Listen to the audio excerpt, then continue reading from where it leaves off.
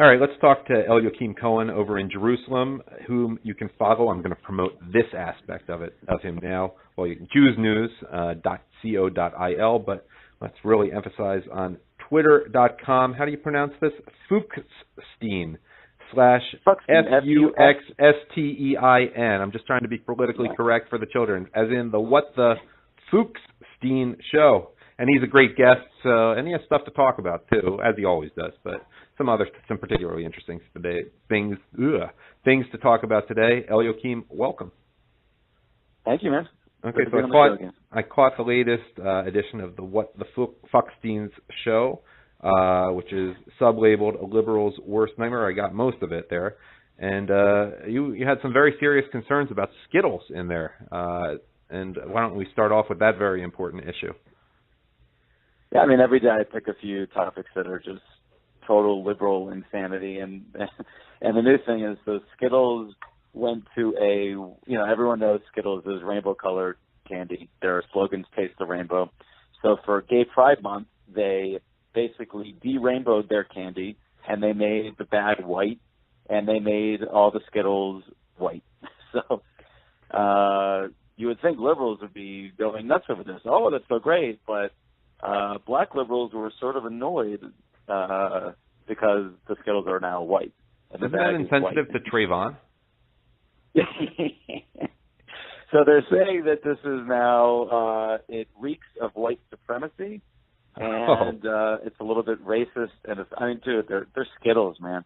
I mean, is this any big movement? Like the NAACP is not involved, or is this just one person who wants attention on Twitter, and you just thought it would be fun to talk about on the? No. This has been going nuts on Twitter. There's been I don't know if there's any black leaders saying it, but it's definitely more than just one person on Twitter. It's now become like a whole media thing. I mean, every major right-wing site like a Breitbart or like the Daily Wire ran with it. Of course. This is definitely picking up steam. It was definitely trending on Twitter. Well, I mean, here's the question: Has beast people mode? Just don't have any jobs. Like, go out and get a job. Like, this is I don't think it's that, but it's also people like to write about the same thing, and then they can be collectively outraged. Do some real reporting as opposed to repeating the same thing. That's part of the whole neo-plagiarism problem with the media, which is what I call so many of the sites which deal with the news. But here's the important question: I don't expect you to know. You're in Israel. You're in Jerusalem. You leave certain American frivolousness behind. But has Marshawn Lynch, a.k.a. Beast Mode, who's known for loving Skittles, he calls them power pellets, because he just gets the sugar rush when you know who he is, right? Yeah, of course. Okay. I'm a huge college football fan. He was pretty good at Berkeley, but he's really emerged as a pro. Yeah. And he came out of retirement to play for the Oakland Raiders, and he's a guy no one will accuse of acting white. He keeps it real and probably doesn't really worry about being called an Uncle Tom because, he doesn't have to worry about being called Uncle Tom if he doesn't have. Has he said anything about the Skittles, or he doesn't care as long as they give him the sugar rush?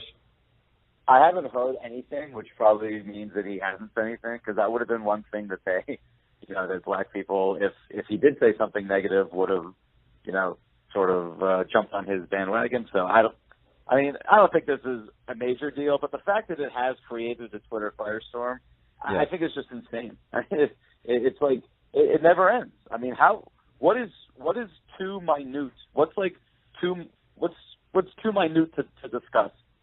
I mean, if Skittles is a big deal, what's next? That was basically the point of the topic today. I mean, there's bigger problems in black communities, white communities to worry about other than rainbow flavored or not rainbow flavored candy. It's just it's just stupid. It's stupid. Well done, and it was entertaining too, listening to you listen to it. And you also had some good points. I mean this in all seriousness, about the attack in London of a guy who I guess hadn't had the right jihad training because he didn't do it that effectively, driving a bus into Muslims who had just prayed. It was kind of amateurishly done. No one died, is that correct?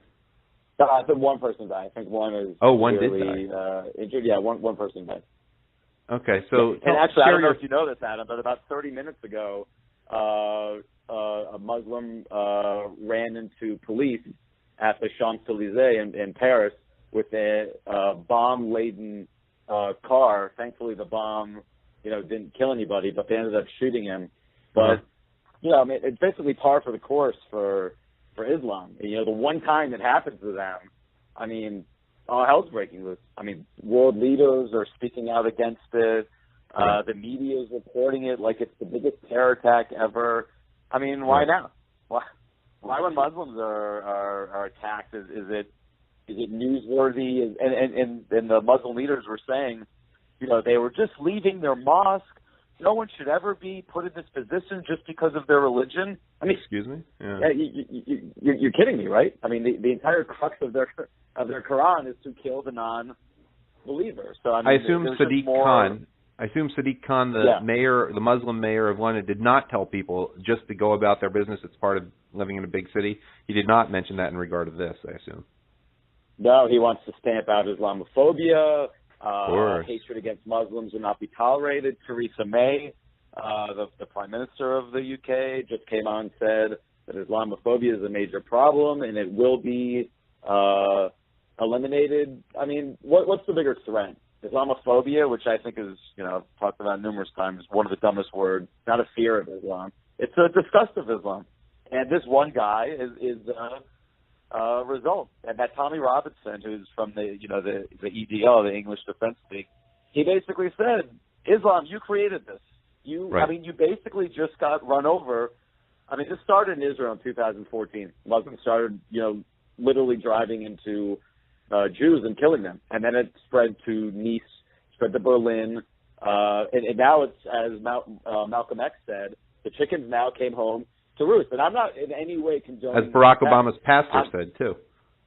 Right. Exactly. Yeah, Jeremy, right. Christian pastor. I'm not condoning the attack. It's just... Yeah. It's a shtickle ironic, that the same modus operandi was used. And it's just, it really bothers me, the outrage of everyone from the BBC. I mean, the BBC, I'm sure you've talked about this or know about it, the way they reported the Jerusalem terrorist attack last week was probably the most intentionally, I don't think people realize what goes into writing. Okay, so 3 Muslim teenagers came to the Damascus Gate in the Old City, one of the entrances to the Old City, and they stabbed the Jewish policewoman. So the BBC's title for their article was 3 Palestinians shot to death. 3 Palestinians murdered after stabbing attack. So any sane person that doesn't know the gist of the story says, 3 Palestinians murdered in stabbing attack. Well, who stabbed these Palestinians? So thankfully, Donald Trump Jr. was also outraged by this, and he went to Twitter and said, basically, are you freaking kidding me? I mean, how about adding 3 Palestinian Muslims who killed Israeli policewoman were then shot to death, is basically what he said. So the BBC and CNN never have a problem with misleading titles when it comes to Jews being killed or Christians being killed. But in this case, they were so spot on with what happened in London this morning. And just one more thing I want to add. I don't want to ramble, but yesterday that same Muslim we like when you ramble here. We like when you ramble. That's why I keep having you on. All right, so the Muslim mayor that you mentioned, that Khan, he allowed the Al-Quds rally yesterday, which was basically thousands of Muslims waving Hezbollah flags, Hamas flags, ISIS flags, calling for the destruction of Israel and the liberation of Jerusalem. The streets of London were filled with a jihad march yesterday. I mean, if you would have seen the pictures from it, you would think this is coming from Saudi Arabia or Tehran or Baghdad. No, it's coming from London. Maybe not Saudi Arabia lately. Maybe not Saudi Arabia lately. Yeah. So, I mean, 6 hours later, this happened. So there's only so much people are gonna take. Again, the guy shouldn't have driven into the crowd, but you can only piss people off for so long before they respond. And the fact that he did exactly what they do to others with the van, something that Muslims, I think, need to think about. I mean, would he have even thought of it had it not been a tactic which had started in Israel? Would it have even occurred to him to do this kind of thing had they not made it their modus operandi? I mean, it's a genuine question. And I like Israel has had to, Israel's had to put up concrete barriers. There's a big hitchhiking's big in Israel. It's a small country, so at the bus stops, people stand and they hitchhike, and it's just a part of the culture. People always stop and pick up, the hitchhikers. It's mostly teenage kids. So for about 6 months, almost every other day, a Muslim was ramming into these hitchhikers. So all around Israel now we have to put up concrete barriers to prevent this. But this started in Israel. All the people in Nice and Berlin that have been affected by this, you didn't really give a damn when it happened in Israel. Of course. And now it comes to you. And basically all terror attacks follow this pattern. In November they were burning down Israel with arson fires. Then the same thing happened in Sweden, and the same thing happened in Paris. If you're not going to care what happens in Israel, it's only a matter of time before it comes to you. And this has been such a proven fact over the last few years. People need to wake up. People need to read their Genesis chapter 12, verse 3. And you know what I'm talking about there, and people can Google it if they don't know what I'm talking about there. A little homework for the audience. And I like your solution, not necessarily a solution, but you really summed up very well on Facebook with a picture of the 3 Muslim terrorists, what Israel needs to do, and you even brought in the Romans. So why don't you tell the audience a little bit about that? I mean, look, when the reason the Roman military was so was such a dominant force is if one of the fighters got scared and wanted to flee, they would line the rest of his soldiers up and they'd kill every 10th man. Mm-hmm.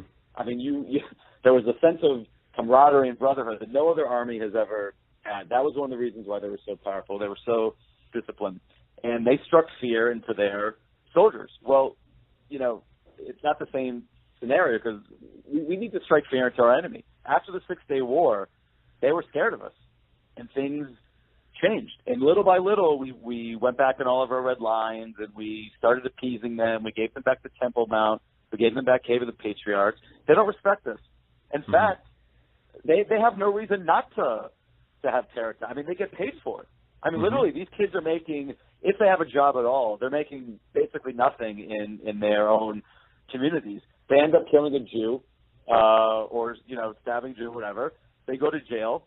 And the Palestinian Authority, who everyone thinks is such a moderate peace partner, ends up paying their salaries. I mean, I pointed out the other day, 29.6% of all the money that they get from foreign aid, which is basically your tax money. Whoever's listening right now, your tax money pays for this, pays for them to get paid in jail for killing Jews. I mean, this is insane. We need to, anytime someone does that, we need to round up their family and just drop them over the fence in Syria. We need to arrest their imam. We need to arrest their teachers. I mean, I don't know how many people realize this, but even just yesterday, the city of Jenin, which is in, the northern part of the quote-unquote West Bank, they just named one of their newly renovated city squares after a guy who killed 22 Jewish children. I mean, compare that to what goes on with Confederate statues that have been there forever in New Orleans. People who weren't even slave owners. I mean, just the comparison. They're naming it after terrorists. Go figure. That's one of the things that bothers Israelis about, some of these liberal issues, even more than it might bother just a regular, say, conservative American, is, a Confederate soldier statue. You're not even sniffing the level of what we have here. I mean, this guy killed 22 Jewish children, and they're naming the square after him. That statue, like Dylan Roof, been there for 150 Dylan years, Roof 100 years. Yeah, I mean it's just insane, and it's really humiliating. I mean, first of all, the BBC thing that we were just talking about, that like egregious title, we still let them report them. We have to issue press credentials. You can't just walk into a country and report.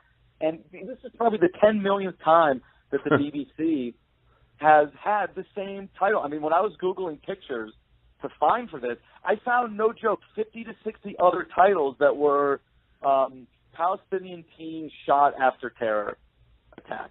How about, Jewish man murdered, assailant killed? I mean, something like that. I mean, it's just one after another, and it's our own fault. It's our own fault for exactly. It's our own fault for just this weakness that we project, whether it's with the Western world, with our enemies here. I mean, we need to get tough on them. China, you have a terror attack in China, and they put an iron fist down like you've never seen. And you know what? There's very little terror in China. Same thing with Russia. I can only imagine what's going on in Iran after the terror attack there. Yeah, I mean, look, Iran, today, just shot in 7 missiles against ISIS in Syria. I mean, I just read that only one of the 7 hit their target, which is good news for Israelis. They're still pretty pathetic on the military front. But, at least they responded. I mean, I have to give them credit for that. I mean, what do? We knock down their home. Big deal. Right. The PA gives them money to build another one. I mean, it's like they're flipping, essentially. Yeah, I mean, look, we're living in a world where one religion is, and the Iranian Revolutionary Guard today came out with a statement. Their goal is Islam dominating the world. I mean, everyone already knows that, but they actually said it today to the media, and the world's just letting it happen. I mean, they're the only ones who are genuine about it. I mean, like everyone else, double talk. The Iranians are at least blunt about it. That's one thing I've always respected about Muslims is they say exactly what they're like Hitler. Hitler said exactly what he was going to do, and he did it. Yep. I mean, I disagree. I want to move on to another topic, but I don't think he really said exactly what he was going to do. I mean, I know enough about it. He did not say that. He gave. He may have implied it, but okay. No, but he did use subterfuge quite a bit, and he did. He gave the Germans with the Holocaust enough for plausible deniability that they knew anything was going on. Oh, I thought they just all moved out of our town, etc. But I want to get on to 2 other topics. One, I haven't listened to your second most recent podcast, but I noticed you talked about Ivanka there. I'm wondering if it's the issue I'm thinking about. What is the Ivanka issue that you talked about in your podcast 2 podcasts ago or 1 ago? I mean, it was basically just the fact that if she was, it wasn't anything specific. It was, if she was a Democrat, she would literally be an icon. I mean, she would be like the Jackie Kennedy of the Democratic Party. She embodies everything that liberals hold dear. I mean, a lot of it's insane, but I mean, she's hardworking. She's a woman. She fights for women's. I mean, everything that they sort of Wait, hardworking is not that important. Barack Obama wasn't particularly hardworking, and Bernie Sanders got thrown out of a hippie commune. Yeah, I mean, basically, she's a woman that's fighting for women's rights, and she's. I mean, she's never done anything wrong. She's never been in the news for anything like a sex scandal or I mean, what more could they want from a person? Now, I'm saying everything that they claim to hold dear. I'm not saying that they do hold dear. I mean, liberals claim that they're the moral, high ground, whatever. Ivanka Trump is one of the nicest, greatest, sweetest, most articulate, eloquent people on earth, and they slam her like she's cancer. I mean, I got it.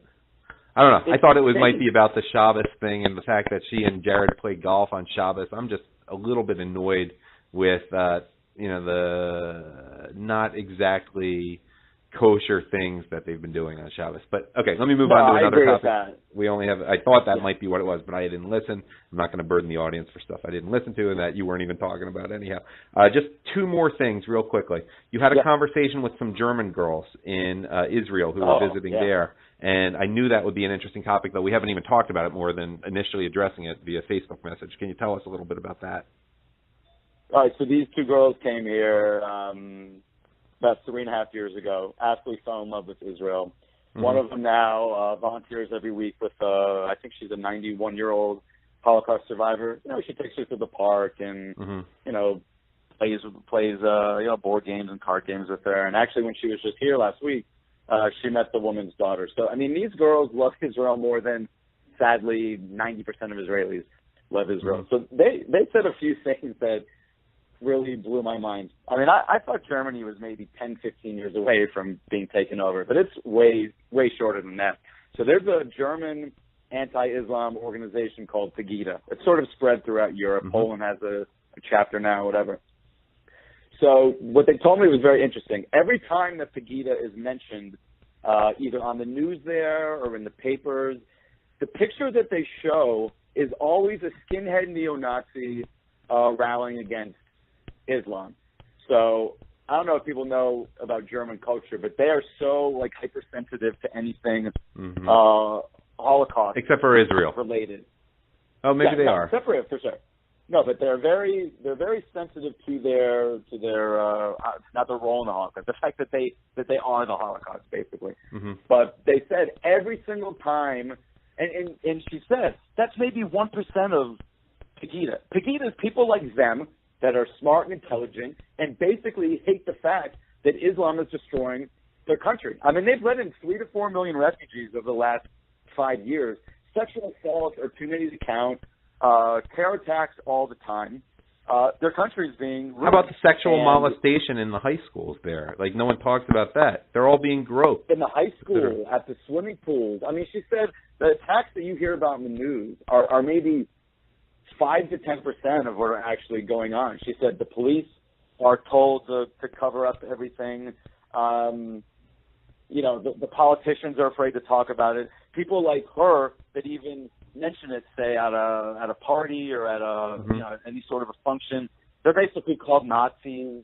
I mean, basically, it's just like in America. The left there is basically dominating the narrative, and if you're not agreeing with letting in all these refugees that basically openly want to take over your country, you're basically shamed and slandered. And she said it's not just I mean, you're being attacked. They said it's vicious, and I can imagine. Yeah, I mean, just some of the things they were, you know. Well, it sounds like they're doing the right thing. Like they're actually saying, "To hell with this country. I'm going to go identify with Israel, where at least there's a country. It may not be our people that wants to survive and be a sort of Western country. I don't know. Anyhow, I got to let you go, Elyokim, because I have one more guest I got to get to today. But as always, it's been great having you on, and I'm sure I'll have you on again. And thanks for your wisdom and enlightenment. Appreciate it, man.